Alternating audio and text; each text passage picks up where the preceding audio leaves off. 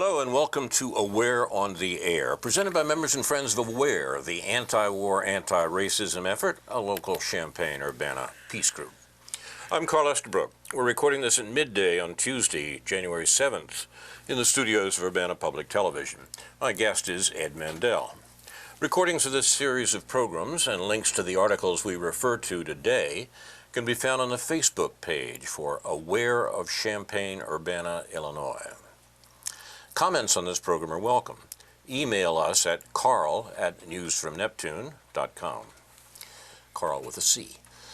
Our program concentrates on the news of U.S. war-making, which is generally not reported, not by accident, in the U.S. media. Since 1945, the United States government has killed over 20 million people in wars in Korea, Vietnam, the Middle East, Latin America, and elsewhere, designed to maintain the worldwide economic hegemony that the U.S. inherited as the only largely undamaged major country at the end of World War II.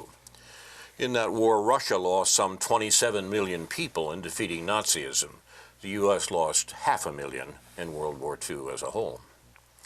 Now we have the Trump administration's assassination, while apparently on a peace mission, of Iran's leading general and the leader of Iran's war against ISIS, followed by the demand by the Iraqi government that American troops leave Iraq, which the Bush administration invaded 17 years ago in the greatest war crime of the 21st century, so far. Before Trump's assassination of Qasem Soleimani, a listener wrote that, quote, "I have an overly positive attitude to Trump. In fact, I've been trying to account for two things. One, why Trump was elected. It wasn't because most white voters are deplorable racists, the Democrat cover story for Clinton's loss. And two, why the political establishment is so desperate to remove Trump, by impeachment or otherwise. The answer is that they feared that he might act on his anti-war pledges from the campaign. Now the neocons seem to have maneuvered Trump into war with Iran, as they've wanted to do for years. War and the war policy of the United States was what the political establishment was determined to continue in spite of possible opposition from Trump. That now seems to have been set aside. After the JCPOA, that is the nuclear deal with Iran that the last administration worked out, with America's options and allies greatly reduced, nothing short of a military draft will provide the manpower needed to bring about the type of regime change that the president and his advisors so eagerly now want in Iran. And that may be a killer for the Trump re-election campaign. It's important to realize that the nuclear deal with Iran was as much a domestic initiative as it was a foreign policy endeavor, as people pointed out on all sides. It was a way for the Iranian leadership to come to terms with its own history of mistakes during the catastrophic presidency of Iran's peculiar president, Mahmoud Ahmadinejad.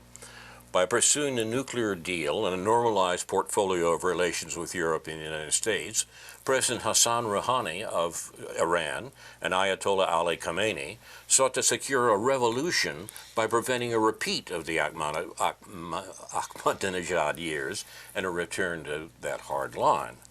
That is, of course, what the American neocons wanted to prevent. That is, an agreement with Iran.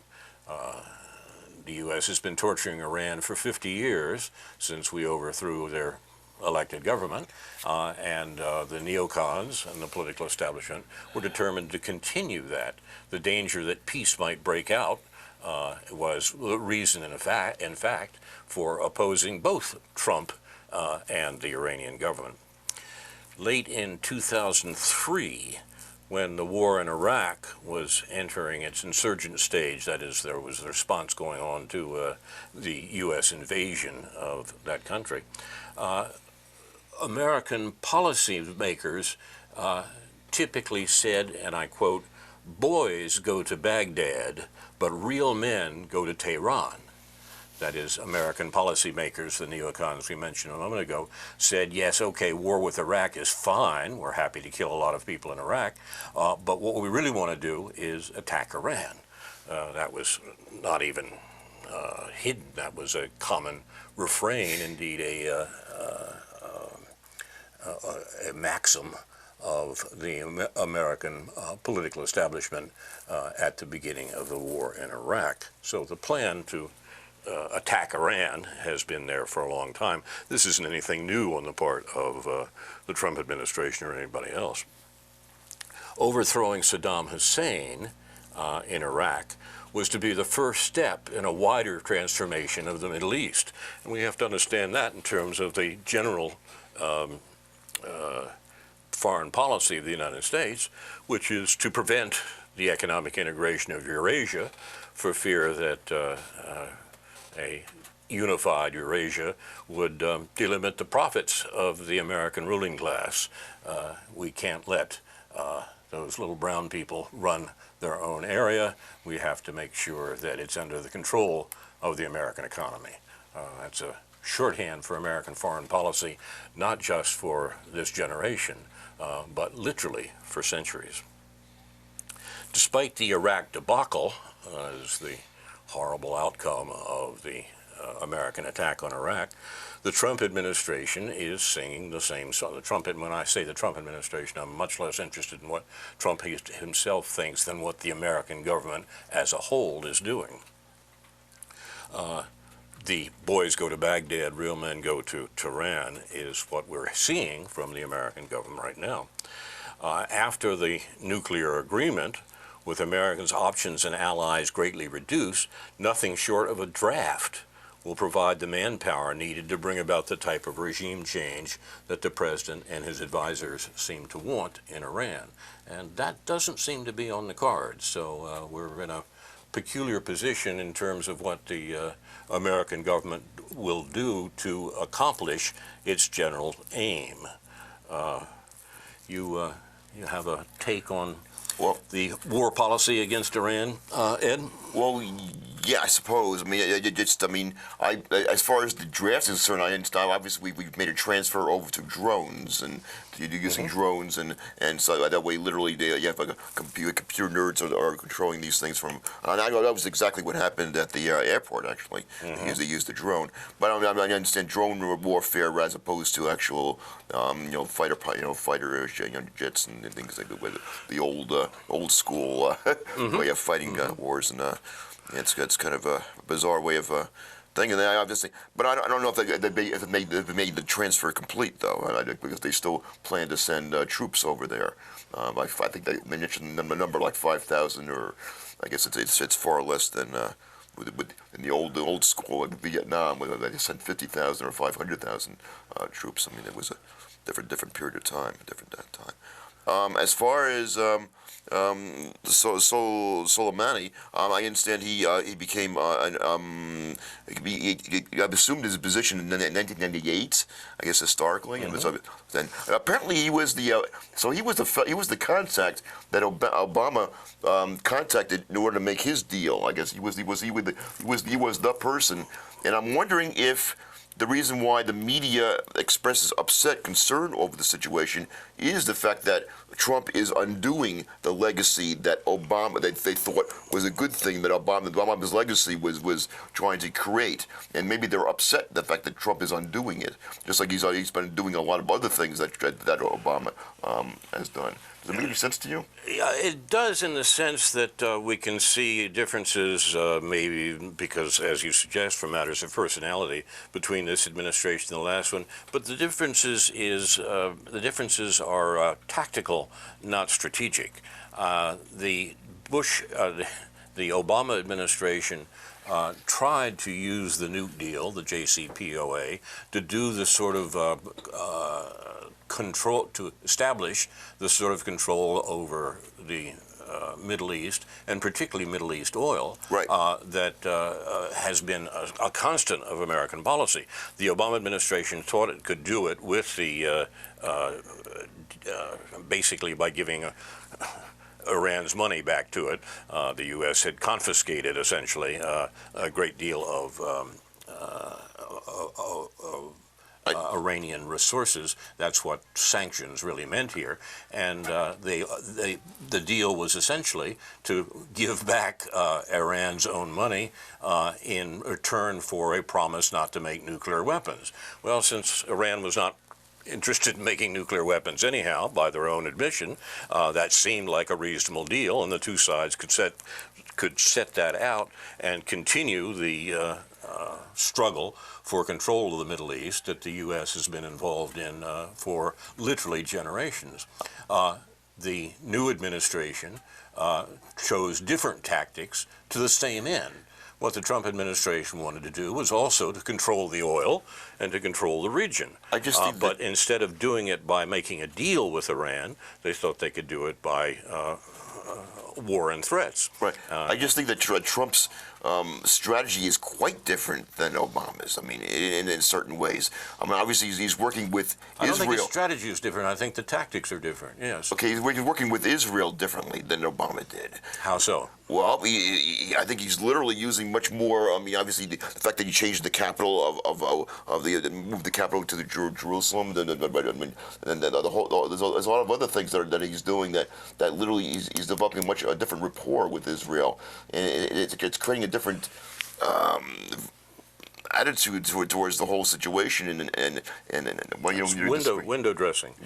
There's no real difference in the relationship to you don't think so? to Israel. Do you think there is? I think there's something happening there that is quite different. But I don't know. Maybe we could disagree. Obviously, you disagree. The pose on both sides, Israel and the United States, may change some. The essential relationship throughout the Netanyahu years doesn't seem to have changed at all. I mean, the point to realize that from the American point of view, Israel is a stationary aircraft carrier in the end. And like our other aircraft carriers, we don't want to risk it. We don't want to leave it open to any reprisals, but we also want to make sure that it's there to control what the U.S. is really interested in, that is the flow of oil from the Persian Gulf. And the U.S. is interested in the flow of oil from the Persian Gulf, not because we need it here to keep our lights on or something of that sort. We don't. We don't really import any oil from the Persian Gulf. The foreign oil that comes to the United States comes from West Africa, comes from the Western Hemisphere, West Africa and South America. That's why we're so busily torturing the people of Venezuela right now.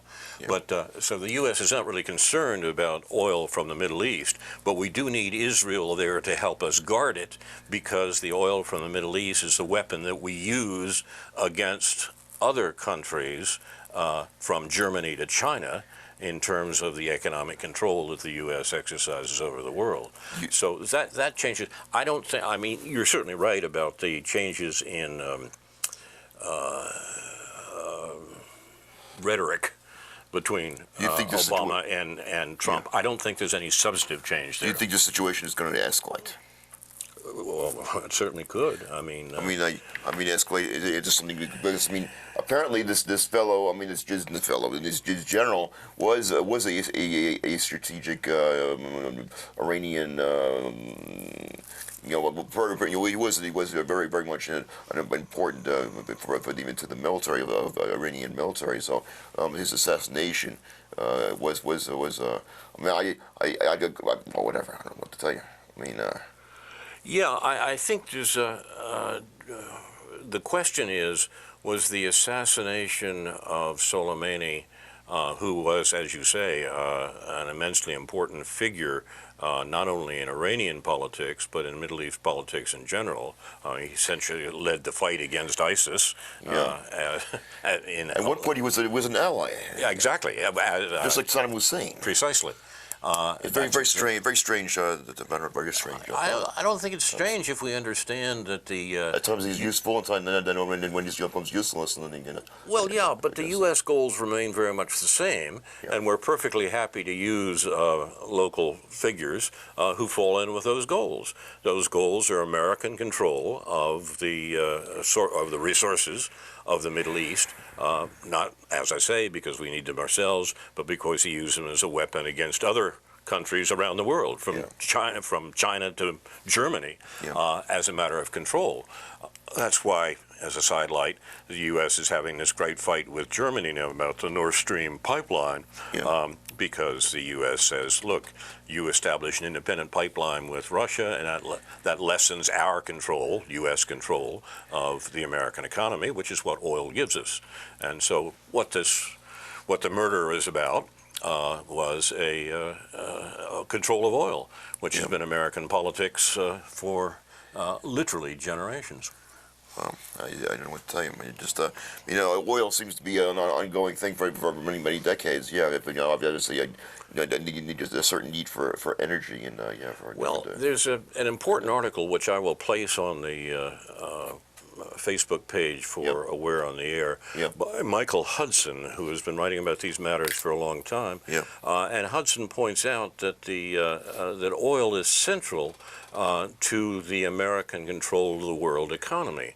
And America's control of the world economy, as I say, established at the end of the Second World War, totters if the U.S. control of oil can't be guaranteed.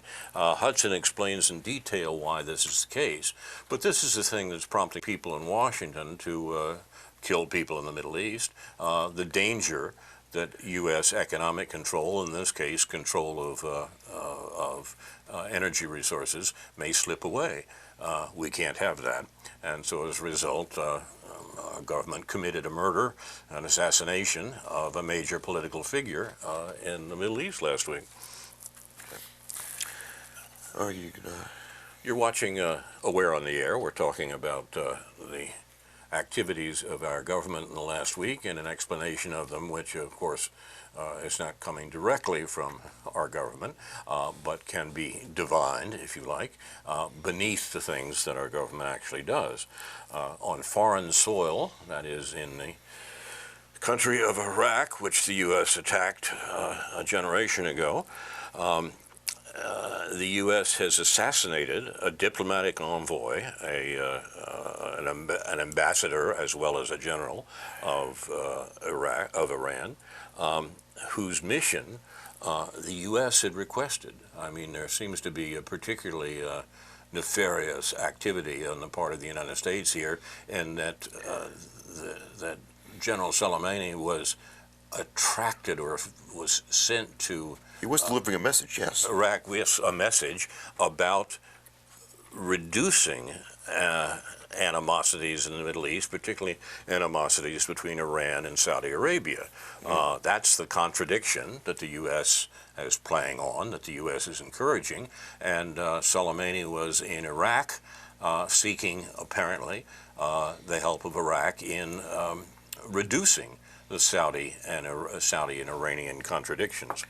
That was described, I mean, it was not concluded by foreigners, it was described by the Prime Minister of Iraq as the reason for Soleimani's being in Iraq at all, and he described that to the Iraqi parliament this past Sunday. The Iraqi parliament responded by demanding all U.S. forces leave Iraq. Now remember, this is Iraq, which the United States invaded in 2003 and killed perhaps 1 million people in order to assert its control over Iraq's oil. That was what the Bush administration was concerned with, none of the things that they actually said. But this week, what happened was that Major General Qasem Soleimani had flown into Baghdad on a normal carrier flight. It wasn't even a military flight. It was a regularly scheduled airline, carrying a diplomatic passport. He arrived in Iraq as a diplomat, accredited to the Iraqi government. He'd been sent by Tehran, that is by the Iranian capital, to deliver in person a reply to a message from Riyadh, from Saudi Arabia, on de-escalation across the Middle East. Those negotiations had been requested by the Trump administration. So the Trump administration set this up and arranged for this leading general to arrive in Iraq with a message to maintain a discussion amongst the parties in the Middle East that the U.S. Has been killing.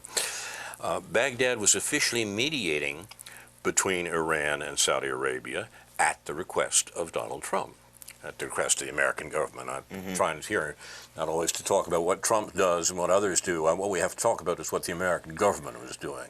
Well, the American government, in the person of its chief executive, had requested these discussions between Saudi Arabia and Iran, and Soleimani was responding to that. Soleimani was a messenger.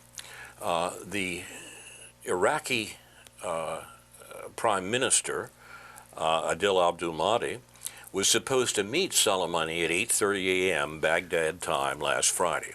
But a few hours before the appointed time, Soleimani died as the object of a targeted assassination at Baghdad airport. The U.S. sent in a drone or some other form of missile and blew up the car that Soleimani was riding in after he arrived at the Iraqi airport. This is an example of how diplomacy is conducted by the United States. Probably one thing I do want to interject here is that Obama also had assassinations by drones. Oh, absolutely. So, no, I'm not trying to excuse this. I'm just trying to add that to a certain degree. There was a great thing. I think at one point, Obama mentioned that he enjoyed having all these drone attacks and assassinations by drone by these Hellfire missiles. I guess that were fired by that. That's quite right, so, and indeed, so there's a certain consistency there. There is. It should not be considered completely out of the norm, I guess. You're absolutely right. I mean, the Obama administration made a point about their Terror Tuesdays when Obama himself picked out from index cards prepared by the CIA people to kill around the world. Okay. And this included, and the people that Obama picked out included American citizens and indeed minors, the children of Anwar al-Awlaki. Yep. So, I mean, the notion that this is some amazing departure by Trump is, as you suggest, not true. Okay. The idea that the American government would set up, literally and figuratively, we might say, and a leading opponent in the Middle East to be killed on the grounds that we want to talk about peace. Yeah. I mean, it's particularly nefarious, but you're right that it doesn't represent an evil departure from America's former evil actions in the region under whatever administration. That's why I say I'm less interested in talking about Trump in the personalized way that American politics wants to do it. Right. That itself is nefarious. What the political establishment wants to do is to try to say, well, look, Trump. We're worried about Trump. We're worried Trump won't continue the war policy of the Obama administration. So let's try to make a figure of fun for him, of him, and Trump certainly adds to the possibilities of doing that, and drive him out of office until we get someone in there who's willing to be as much of a killer as Obama was, which Clinton clearly was. So I don't disagree with you on any of this, and I'm saying that means what we should be talking about is what America's doing and what American policy is in the area, and not worry about the peculiar psychology of Donald Trump or of any of the other people involved. This is not a personal matter. This is a political matter, and the reasons for it are fundamentally political, and they have to do with the great crimes that the United States has committed throughout the Middle East and continues to commit. Incredibly, I actually agree with that explanation. No, I know. Yeah, I think we do agree on most of these things. Sort of. Yeah. I won't disagree. But I don't think that this will affect Trump's re-election. But that's a whole other issue, which I don't want to. That is another issue. I agree. It is not. I don't think, and that's because probably all the candidates, the Democratic candidates, are probably rather weak and wow, we're a very weak field. And the only anti-war candidates in the field is Sanders, perhaps. He wavers on it, and the only honest anti-war figure in the field field seems to be Tulsi Gabbard. And she's basically been marginalized out of the for scene. just the reasons we suggested. Yes. The U.S. political establishment wants to continue its killing in the Middle East for its own economic reasons, Yep. and people who slip through the net to suggest of American foreign policy to suggest that this isn't a good idea, like Tulsi Gabbard, Yep. probably will be thrust back into or thrown into the outer darkness. She's already in the darkness already. Exactly. Yeah. It's important to see that it doesn't matter whether the assassination order was issued by Trump or by what we call the U.S. deep state, that is the State Department and the Pentagon and the intelligence community, Right. or any of the usual people like you mentioned Bolton a moment ago, Yep. when he was in office, or his followers. The Pentagon had Soleimani in its sights for a long time, but always refused to go for the final hit, so to speak, because of the consequences. Assassinating foreign leaders is not only, of course, illegal under the UN Constitution, it's illegal in terms of American law. I mean, American law against assassinating foreign leaders. So that's not the point. But that wasn't the reason that the Pentagon and the military and so forth held off on doing it, but because they worried about the blowback, the response, the snapback to the foreign assassination that they were concerned about. Well, I kind of heard that also it was in retaliation for movements that the Iranians had done previously. It was in reaction to that. That's what the U.S. wants to say, of course, because it wants to talk about the opposition to both Soleimani and the government he was working for. They want to say, well, he deserved it because he was a bad guy. This is typical American discussion. The sorts of things that Soleimani was doing were opposed to American designs for the region. So naturally, he was an enemy and deserved to be killed. On that basis, there are a lot of people in danger around the world, as most of the world recognizes. The fact is that the United States government on foreign soil, as a guest nation, the U.S. is supposedly a guest in Iraq, has assassinated a diplomatic envoy who was on an official mission that had been requested by the United States government itself. That gives some people pause that the U.S. set up this guy for a mob hit, that would be familiar to anyone who, dwelt on The Irishman or The Godfather or something like this. This is what the U.S. was doing, and it succeeded. Yeah. Baghdad, with playing by the rules, will denounce this at the United Nations. At Baghdad, that is the government of Iraq, will denounce it to the United Nations if they get a chance. What the U.S. has done is forbid envoys from Iraq coming to New York to talk to the United Nations. Right. They may get around that. The United Nations may convene in Geneva because of what the U.S. is doing. The U.S., of course, is completely illegal for the U.S. to stop Iraqi representatives from coming to the United Nations, but they're embarrassed enough about what they're doing. Embarrassed may not be the best word. They're worried about the publicity and the understanding of what the crimes that the U.S. has committed here. That they don't want the Iraqis saying that in New York. I guess the New York embassy is considered their territory, the diplomatic territory, I guess. That's the idea. I mean, there are agreements of diplomats arriving there and so forth. Right. But under these circumstances, it's no wonder the Iraqi parliament approved a resolution on Sunday asking the Iraqi government to expel all foreign troops by canceling a request for military assistance from the U.S. I mean, the fallout from the assassination is that the Iraqi government, which the U.S. spent years propping up and establishing, and many lives as well, is simply refusing to have the U.S. remain in Iraq. Well, now, whether they're able to enforce their conclusion or not, I mean, is open to question. The invasion of Iraq by the U.S. was obviously for Iraq's purpose, obviously for the United States purposes, and the decision by the government of Iraq, which is there as a result of the American invasion, that the Americans should leave, will probably be ignored by the American government. There was a peculiar incident over the weekend where a letter from a top general went around saying, well, okay, if you want us out, we'll get out.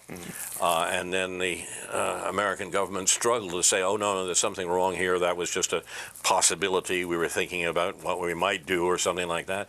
I don't know. It'd be interesting to know what happened there. But as I said earlier, the question is not the internal activities of the American government involving Trump or the Pentagon or anybody else. The question is the crimes the United States is committing in our name throughout the Middle East, and that what we need to be concerned with. Well, Trump has been disengaging us from different following. So in certain ways, he has been doing this, and this would not be a totally, at least from his perspective, totally alarming for him to suddenly make the decision to disengage us from Iraq. And so I don't know. I mean, but that's exactly what the political establishment is worried about and doesn't want to happen, and will keep Trump from doing probably one way or another. But anyway, but I'm just thinking that he, in an odd way, he has become the peace candidate in certain ways that you wanted. So I don't know. I mean, not exactly. They wouldn't expect it from every single movement he's made so far. I mean, not exactly what you wanted, but anyway, there it is. I will be surprised if anything like the Marine General's letter becomes U.S. policy. The U.S. is not going to say at any level to the Iraq government, you'd like us to leave? Okay, we'll go. Lots of luck. Take care. It's not going to happen. U.S. troops are even now set to remain in Syria illegally. Trump also had promised, of course, to withdraw American troops from Syria. Trump's American troops are in Syria illegally. American troops, of course, are fighting a 20-year war in Afghanistan, and it's very hard to see how the U.S. would withdraw from Iraq, in part because of the supply lines running to Syria and Afghanistan. From a military point of view, from the point of view of the Pentagon, any withdrawal from Iraq would seriously interfere with the United States' control of the Middle East and its oil, which has been the issue all along. So I don't think we will see Americans departing from Iraq anytime soon. It may be more difficult for them to stay and involve more killing, but that never seems to bother the American government. U.S. troops already are remaining in Syria illegally, quote, to take care of the oil, as someone has said. Iraq, with its extraordinary energy reserves, much greater than some of the other countries around it, is an even more serious case. Leaving Iraq means Trump, U.S. neocons, and the deep state lose control, indirectly and directly, of the oil of the region. And that can't happen. Most of all, they lose the possibility of endless interfering against what has come to be called now the axis of resistance, that is Iran, Iraq, Syria, and Hezbollah. Hezbollah, the leading party in Lebanon. What we're seeing here is the emergence of a union within the axis of resistance and to the American attempt to control the region.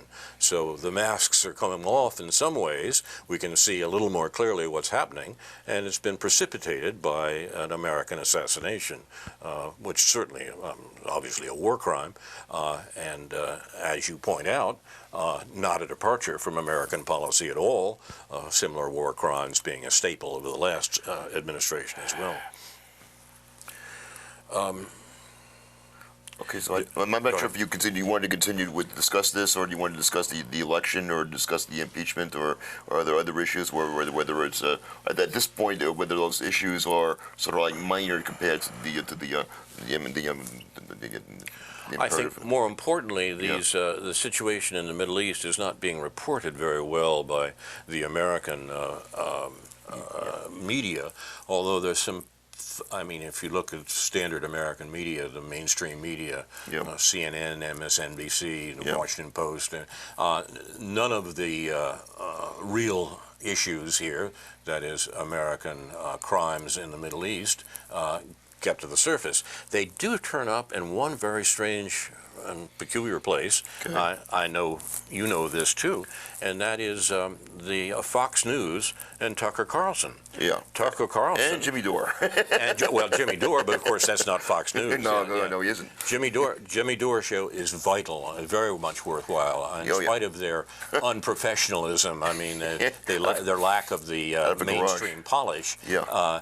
The Jimmy Dore show is remarkably insightful and accurate in describing this. That makes even more remarkable that the Tucker Carlson Yep. is saying essentially the same thing as Jimmy Dore is, Yep. but he's saying in the context of mainstream media, in a sense, that is Fox News. It's really quite incredible. He gave an account of the assassination, deplored it, and has said essentially what we've said this evening about what the U.S. is doing in the Middle East. That's not true of other speakers on Fox News, but it is true of their leading evening newscast, and that's astonishing. Yep. But It's an amazing world we live in, huh?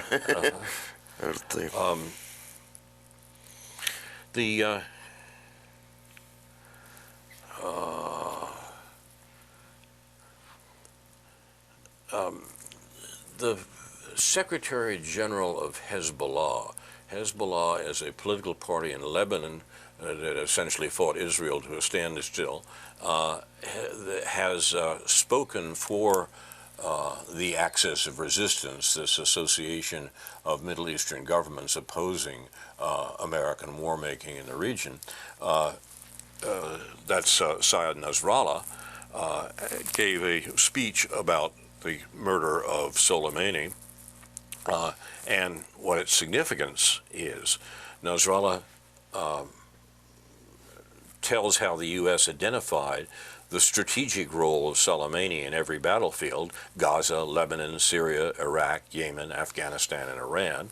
He tells how Israel saw Soleimani as an existential threat, but dared not kill him, close quote. They could have killed him in Syria, where his movements were public. So the decision to assassinate Soleimani in public, as Nasrallah reads it, was a psychological operation, a psyop. It meant to say something. It's not the removal of the general that's so important. It's rather the insistence to the world at large that this sort of opposition, effective opposition to the United States, is not to be tolerated. The fair retribution is ending the American military presence in our region, says Nasrallah. In other words, the proper response to this crime is to send the Americans home. All U.S. military personnel will be kept on their toes, watching their backs full time. This has nothing to do with American citizens. It has to do with American military. Nasrallah says, I'm not talking about picking on them, that is American citizens, and picking on them is forbidden to us, which is very interesting because, of course, the U.S. is trying to present this as a protection of Americans rather than an aggression throughout the Middle East. With a single stroke, the assassination of Soleimani has managed to unite not only Iraqis, but Iranians, and in fact the whole axis of resistance, that is, this collection of Middle Eastern governments. On myriad levels, Soleimani could be described as the 21st century's Persian Che Guevara. The Americans have made sure he's metastasizing into the Muslim resistance Che. In other words, we're making up our own Do we believe that opposition. Do we believe that Iraq and Iran really are allying with each other? Do you think that, In a sense, yes. Or do you think that this is just an image that's being communicated by the media that might not be completely accurate? I mean, I don't know, because I mean there are other things that they've reported that are not exactly accurate. So there are parties in both countries, of course, and different parties. The parties, and they are very much at each other's throats, almost literally on occasion. Right. We know the same thing here, right? Right. I mean, there are opposition groups within Iran and Iraq, but the governments right now are pretty clearly in the hands of allied interests on both sides. Yeah. And the alliance comes about in terms of their opposition to the United States. Iraq, after all, lost 1 million people, perhaps, in the American assault from 2003. Iran, as I mentioned before, has been tortured by the United States since the CIA overthrew their government in 1953. Yes. And so the opposition in both countries to America reasonably overcomes whatever divisions there are within the countries themselves. I think we have to realize that the American invasion of Iraq in 2003 produced not only the long war that the U.S. wanted in order to control the Middle East, but it also produced an opposition that was allied, as you say, with Iran. The real winner of America's war against Iraq was Iran. America didn't win the war in the sense of establishing a friendly government and access to the oil without contestation in Iraq. That's what they're trying to do even now. But the Iranians, and particularly the Shia religious group, became dominant in Iraq as a result of the American invasion. So in that sense, we see playing out a continuation of Bush and Obama's war in Iraq. I mean, but Bush's, I'm going to go back in time now. Mm-hmm. I mean, Bush's war against Iraq was very strange because, I mean, Iraq at that time was the most secular country in the region. Absolutely. So in a strange way, it didn't make any sense to uninstall the most secular country in the region, and we did, and then so our foreign policy is very, very odd. Yeah, but it does make sense, Ed, if we understand that American policy remains the same, that is control of the region in order to control its resources. And it's control its resources not because we need them, but control of those resources because of its use to controlling the economy of other parts of the world as far away as China. It's just we're weaving a strange foreign policy. I hear you just saying, you don't have to repeat yourself. We're just weaving a foreign policy which is very strange, and it's not. We're moving pieces around like on a chessboard, and some of those moves are rather like, really, you want to do that? I don't know what to tell you.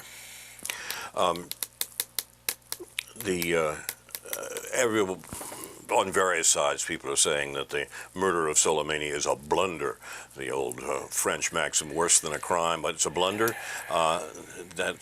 That's the sort of thing is being said for several reasons. It certainly is a crime, certainly was a crime, but it's a blunder depending in some sense on how you see the interest and the concerns of the various parties as it stands. A blunder for the United States, perhaps, but it might have been quite a purposeful blunder. I mean, whatever else we say about the criminals running American policy, they aren't stupid.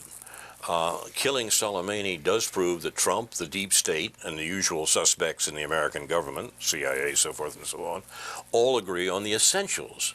There can be no entente cordiale, no alliance, no understanding between Saudi Arabia and Iran. We're backing Saudi Arabia. Iran and Saudi Arabia are opposed to one another, and an agreement,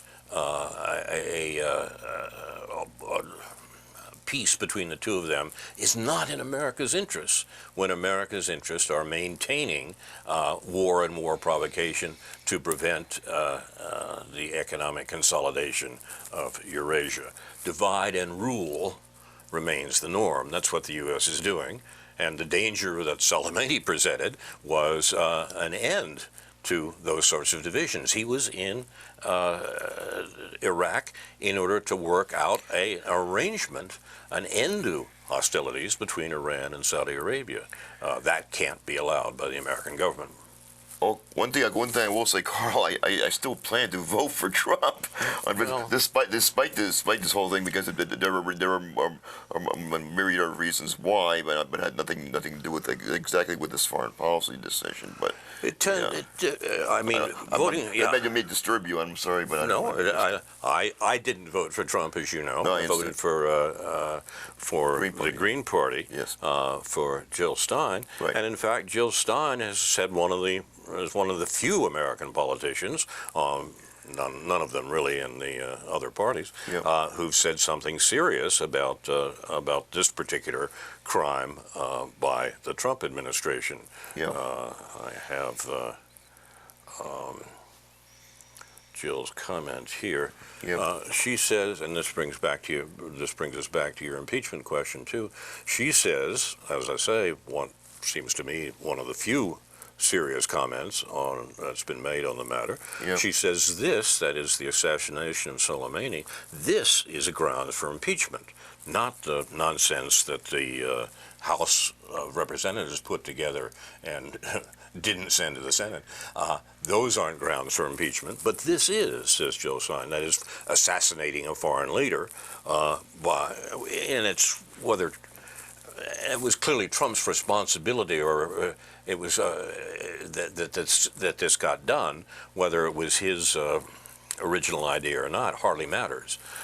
This is grounds for impeachment, says Jill Stein correctly. Treachery, unleashing the unthinkable for Americans and people the world over, that is, more war in the Mideast. Trump asked Iraqi Prime Minister to mediate with Iran and then assassinated Soleimani on a mediation mission. Once again, perfectly consistent with Americans' criminal foreign policy, but the very thing that meets the definition of the high crimes the Constitution talks about and the need for an impeachment of a president who commits such high crimes. This is stunning. Iraq Prime Minister tells Parliament U.S. troops should leave, says Donald Trump called him, that is the Iraqi Prime Minister, to ask him to mediate with Iran and then ordered a drone strike on Soleimani. Says Soleimani was carrying a response to the Saudi initiative to defuse tension when he was hit. The U.S. can't stand peace breaking out in the Middle East, and particularly peace between Saudi Arabia and Iran. This is what Soleimani was trying to arrange, and this is why the Americans assassinated him. Now, this is the case, and we should be aware of that, but what I'm mentioning here is the smaller point of the fact that Jill Stein is the only American potential presidential candidate who's mentioned that. Mm-hmm. The Democrats got terribly upset that Sanders called it Bernie Sanders called it an assassination. Of course it was an assassination. But even the other Democratic candidates aren't willing to go that far. Mm-hmm. So, well, I guess they want to protect their image, if you will. Yeah. Their image is rather tenuous, I guess. Or something. You're watching Aware on the Air. We're talking about the crimes committed by the American government since we last met. I wanted to mention again that the deepest account I have seen of what's going on here is Michael Hudson's article, which I pointed out that I will place on the Facebook page for Aware on the Air. I had thoughts of trying to read it today, but I think you might do better to read it yourself and to listen to an oral presentation of it. We could play the video, I guess, yeah. Beg pardon? We could play the video if you want to. Which video? Of Hudson. It's a literary. I'm sorry, literary. I don't think I have a video of Hudson saying it. This is sorry. Actually, the article can be found on the Counterpunch website. Yeah. And Hudson, who has been around for many years, talking about these things, is particularly, I think, important on this point. Let's. How should we spend the last few minutes here? Well, Well, let me do this. I think one of the few people who are talking sense about these things is the foreign Brazilian, in a sense, he's an American as well, correspondent Pepe Escobar, and his comment on this matter, I think, may be worth attending to. Sure. He says, on foreign soil, as a guest nation, remember, although we killed 1 million Iraqis, we're guests in Iraq. As a guest nation, U.S. has assassinated a diplomatic envoy whose mission the U.S. had requested. Set him up. The bombshell facts were delivered by caretaker Iraqi Prime Minister Adel Abdul Mahdi during an extraordinary historic parliamentary session in Baghdad on Sunday. Major General Qasim Soleimani had flown into Baghdad on a normal carrier flight, carrying a diplomatic passport. He had been sent by Tehran to deliver in person a reply to a message from Saudi Arabia on de-escalation across the Middle East. Those negotiations had been requested by the Trump administration. I keep thinking of that scene in The Godfather where the Godfather talks to Michael about who the traitor is going to be. Baghdad was officially mediating between Iran and Saudi Arabia at the request of Trump, at the request of the U.S. Soleimani was a messenger. The seriousness of the matter was suggested by the fact that this leading general was the messenger.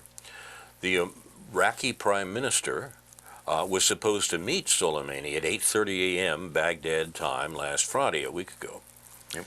But a few hours before the appointed time, Soleimani died as the object of a target assassination at the Baghdad airport. Even the pictures of the results of the drone strike are available.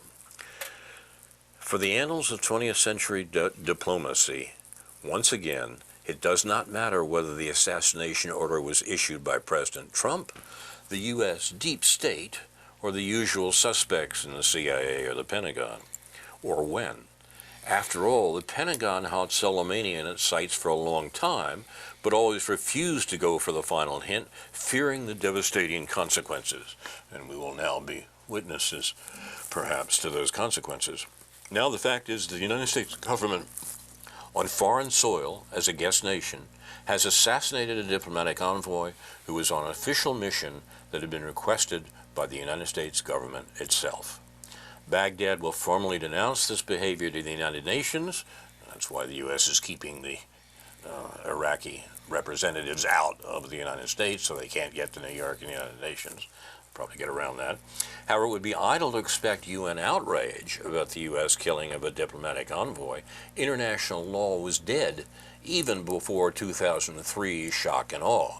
The United States has made sure of that. Under these circumstances, it's no wonder the Iraqi parliament approved a non-binding resolution asking the Iraqi government to expel foreign troops by canceling a request for military assistance from the U.S. Translation: Yankee, go home. That is the issue now in Iraq. Particularly, the U.S. will refuse to go home. U.S. troops are already set to remain in Syria illegally, quote, to take care of the oil. We know that. Iraq, with its extraordinary energy reserves, is an even more serious case. Leaving Iraq means Trump, U.S. neocons, and the deep state lose control, directly and indirectly, of oil for good. And most of all, they lose the possibility of endlessly interfering against the axis of resistance, that is, Iran, Iraq, Syria, and Hezbollah. Apart from the Kurds, who are bought and paid for, Iraqis all across the political spectrum are tuned in to public opinion. This occupation is over. That is the view in Iraq. The United States will not accept that. But that in Iraq, that includes Muqtada al-Sadr, who reactivated the Mahdi army and wants the U.S. embassy shut down for good. The Mahdi army is the military and political expression of the Shia community in Iraq. The Mahdi army was the Pentagon's nemesis, especially around 2003 and 4. The only reason the Mahdi army were appeased was because Washington offered to the leader of the Mahdi army, Saddam Hussein. They allowed him to be executed. The man who killed the father of the leader of the Mahdi army, that is Muqtada al-Sadr, for summary execution without trial. For all his political inconsistency, Sadr is immensely popular in Iraq. Hezbollah's Secretary General, Syed Nasrallah, who I was mentioning a moment ago, in a very detailed speech goes to the jugular on the meaning of Soleimani's assassination. Nasrallah tells how the U.S. identified the strategic role of Soleimani in every battlefield: Gaza, Lebanon, Syria, Iraq, Yemen, Afghanistan, and Iran, where he led all these oppositions. He tells how Israel saw Soleimani as a, quote, existential threat, but, quote, dared not to kill him. They could have killed him in Syria, where his movements were public. So the decision to assassinate Soleimani in public, as Nasrallah reads it, was a psyop, and the fair retribution is ending the American military presence in the region. All U.S. military personnel will be kept on their toes, watching their backs full time. This has nothing to do with American citizens. Nasrallah said, I'm not talking about picking on them, and picking on them is forbidden to us. With a single stroke, the assassination of Soleimani has managed to unite not only Iraqis, but Iranians, and in fact the whole axis of resistance. No tsunami of pedestrian U.S. mainstream media PR will be able to disguise a massive strategic blunder by the U.S., not to mention yet another blatantly illegal targeted assassination. Yet this might have been a purposeful blunder by the United States. Killing Soleimani does prove that Trump, the deep state, and the usual suspects in the CIA and elsewhere all agree on the essentials. There can be no entente cordiale between Saudi Arabia and Iran. Divide and rule remains the norm. And that, as I say, for a deeper understanding of this, I suggest Michael Hudson's description of the Democratic oil war, quote, the assassination was intended to escalate America's presence in Iraq, to keep control of the nation's oil reserve, and to back Saudi Arabia's Wahhabi troops, that is ISIS, Al-Qaeda, Al-Nusra, and other divisions, which are actually America's foreign legion. It's the U.S. that's finally behind these Saudi jihadists, to support U.S. control of Near Eastern oil as a buttress to the U.S. dollar. Hudson gives an account of the world economy and why oil is so important, and the oil markets are so important to the U.S. dollar, the U.S. control of the world economy. That remains the key to understanding U.S. policy and why it is in the process of escalating war in the Middle East, not dying down. Neither Trump nor the deep state could fail to notice that Soleimani was this key strategic asset for Iraq to eventually assert control of its oil wealth while progressively defeating the Wahhabi Salafist jihadi galaxy that is sponsored by Saudi Arabia. So he had to go. For all the rumble surrounding Iraqi commitment to expel U.S. troops and the Iranian pledge to react to the Soleimani assassination at the time of Iran's choosing, there's no way to make the imperial masters listen without a financial hit. The imperial masters, of course, being the U.S. Enter the world derivatives market, which every major player knows is a financial WMD, weapon of mass destruction. The derivatives are used to drain $1 trillion a year out of the market and manipulated profits. These profits, of course, are protected under the too big to prosecute doctrine. It's all obviously parasitic and illegal. The beauty is it can be turned into a nuclear option against the imperial masters. And that is what we will be hearing about it in weeks to come. This is We're in the Air, produced and directed by Jason Liggett and Andrew Scollery. Thanks to him also, this program and others like it will be available on YouTube and archive.org. My guest has been Ed Mandel. Comments on this program are welcome. Email me at carl@newsfromneptune.com. We rely on our researcher, Jeff Nicholson, whose blog, Digital Citizen, we recommend highly. There's a link to it on our Facebook page, along with his detailed notes on this program. Finally, Aware honors those who reveal the crimes of the U.S. government, which the rest of the world knows about but Americans don't. Assange, Manning, Snowden, and others, real whistleblowers who are truth-tellers who are persecuted by the U.S. government, including our liberal Democratic Senator Durbin, a shill for the Russiagate propaganda and unconstitutional attacks on the free press, notably in the case of WikiLeaks and Julian Assange, who is now being tortured in prison by the U.S. government for the crime of telling the truth about our government's war crimes, something most Americans thought happened only in dictatorships. Perhaps they're right. This is Carl Estabrook for the members and friends of AWARE, the anti-war, anti-racism effort of Champaign-Urbana, saying in the words of the late newsman Edward R. Murrow, good night and good luck.